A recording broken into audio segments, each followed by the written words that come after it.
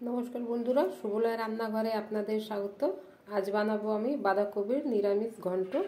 নিয়ে নিয়েছি একটা গোটা সাইজের বাঁধাকপি আছে, দুটো টমেটো, দুটো আলু, এখানে কয়েক টুকরো আদা নিয়েছি আর কাঁচা লঙ্কা বাটছি আমি।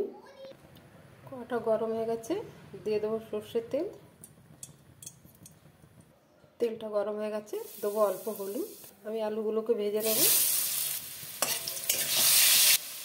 আমার আলুটা ভাজা হয়ে গেছে, আমি তুলে নেব।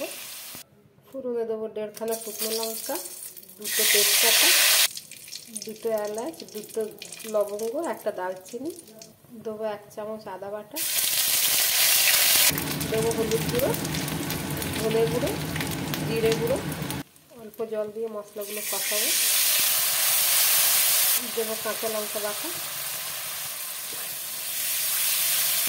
দেবো কেটে রাখা টমেটো, দিয়ে দেবো স্বাদ মতো লবণ। লবণটা আমি এক্ষুনি দিচ্ছি টমেটোর ওপরে, টমেটোর যেন গলে যায়। আর মশলাটা কষানো হয়ে গেছে, দিয়ে দেবো কেটে রাখা বাঁধাকপি। একটু উলট পালট করে নেব।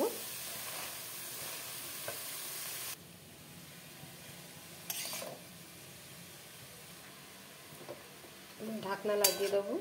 জল ছাড়লে আপনি সেদ্ধ হবে, আর জল দিতে লাগবে না। দিয়ে দেবো কড়াইশুঁটি, দিলাম ভেজে রাখা আলু। আলুতে চন্দ্রমুখী আছে বলে আমি পরে দিয়েছি, নাহলে সব ঘেট হয়ে যেত। দিয়ে দেবো অল্প চিনি, স্বাদটাকে ব্যালেন্স করার জন্য। আমার বাঁধাকপির রেসিপিটা হয়ে গেছে বন্ধুরা। আমি দিয়ে দিলাম অল্প গরম মশলা। অন্য একটা পাত্রে ঢেলে নেব।